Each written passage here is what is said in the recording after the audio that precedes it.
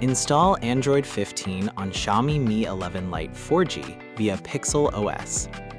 Please check the description for important notes and download links.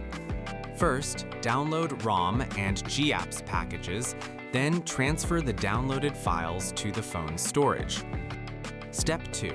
Boot your device into TWRP recovery. Step 3. Once you're in TWRP main menu, go to Wipe, Advanced Wipe, and select the checkboxes as shown in the image excluding internal storage.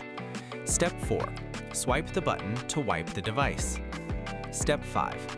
Go back to the recovery main menu and tap on the Install button. Step 6. Navigate to the downloaded path and select the ROM zip file. Step 7. Finally, swipe the button on the screen to install ROM file. Step 8.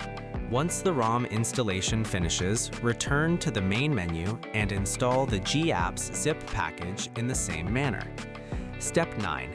After GApps flashing completes, select Wipe Cache/Dalvik from the bottom left side of screen and swipe to wipe. Step 10. When the wiping process is completed, hit Reboot System. That's it! You have successfully installed the ROM on your device.